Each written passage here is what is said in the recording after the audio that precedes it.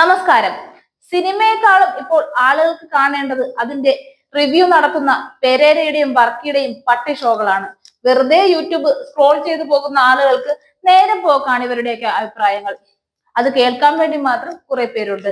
അവരുടെയൊക്കെ അതേ ലെവലിലേക്ക് ഇറങ്ങിച്ചെന്ന ഒരാളുടെ കാര്യം പറഞ്ഞു വരികയായിരുന്നു. ഒരു രാഷ്ട്രീയ പ്രവർത്തകൻ, വേറെ ആരുമല്ല, PV അൻവർ MLA. എന്നും രാവിലെ മാധ്യമ പ്രവർത്തകർ നേരെ അൻവറിന്റെ മുന്നിൽ മയക്കുകൾ നിർത്തുന്നു. അൻവർ എന്തെങ്കിലുമൊക്കെ പറയുന്നു, മാധ്യമങ്ങൾ അത് പ്രക്ഷേപണം ചെയ്യുന്നു. That's all. ആദ്യമൊക്കെ അതിൽ എന്തെങ്കിലും കാര്യമുണ്ടെന്ന് കരുതി എല്ലാവരും ചെവി കൊടുക്കുമായിരുന്നു. ഉച്ചയ്ക്ക് അധികമായാൽ അമൃതും വിഷമെന്ന് പറഞ്ഞതുപോലെ എല്ലാ ദിവസവും ആയപ്പോ പുള്ളിക്ക് തന്നെ പൊതുസമൂഹത്തിൽ ഗ്രാസ് വില പോലും ഇല്ലാതായി പോയി എന്നുള്ളതാണ് സത്യം. രാവിലെ പല്ല് തേച്ചോണ്ട് നിൽക്കുമ്പോൾ ഇന്ന് ആരെ കുറിച്ച് പറയാമെന്നാണ് പുള്ളിയുടെ ചിന്ത. അങ്ങനെ പറഞ്ഞുകൊണ്ടിരിക്കുമ്പോൾ പുതിയൊരു വെളിപ്പെടുത്തൽ കൂടി നടത്തിയിരിക്കുന്നു അൻവറിക്ക. ADM നവീൻ ബാബുവിന്റെ മരണവുമായി ബന്ധപ്പെട്ടാണ് അദ്ദേഹം പുതിയ കണ്ടുപിടുത്തങ്ങൾ നടത്തിയിരിക്കുന്നത്. നവീൻ ബാബുവിന്റേത് ആത്മഹത്യ അല്ലെന്നും മുഖ്യമന്ത്രിയുടെ പൊളിറ്റിക്കൽ സെക്രട്ടറി P. ശശിയെ കുറിച്ച് നവീൻ ബാബുവിന് ചിലതെല്ലാം അറിയാമായിരുന്നു എന്നൊക്കെയാണ് PV അൻവറിന്റെ പുതിയ കണ്ടെത്തൽ. ഓരോ ദിവസവും ഓരോ വെളിപാടുണ്ടാകുന്നത് പോലെയാണ് അൻവറിന്.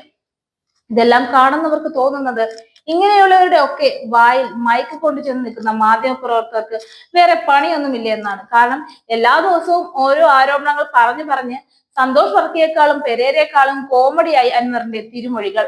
വാ തുറക്കുന്നതേ എന്തെങ്കിലും പരസ്പര ബന്ധമില്ലാതെ ഓരോന്ന് പറയാനാണെന്ന് ആളുകൾക്ക് മനസ്സിലായി തുടങ്ങിയതോടെ പുള്ളി പറയുന്നതൊന്നും അത്രയ്ക്ക് അങ്ങോട്ട് ക്ലച്ച് പിടിക്കാതായി.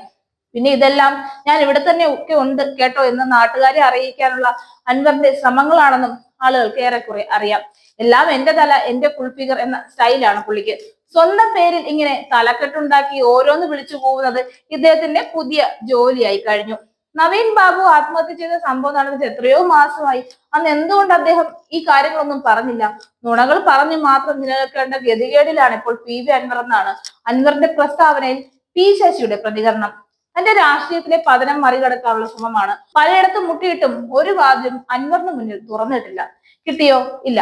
ചോദിച്ചു വാങ്ങിയെന്ന് പറഞ്ഞതുപോലെ സ്വന്തമായി ചോദിച്ച് ഇപ്പോൾ നവീൻ വിഷയത്തിൽ പൊതുസമൂഹത്തിൽ അപമാനിക്കുവാൻ ശ്രമിച്ചതിന് പിന്നാലെ P. ശശിയുടെ വക നിയമ നടപടി വാങ്ങിവെക്കുകയാണ് അൻവർ.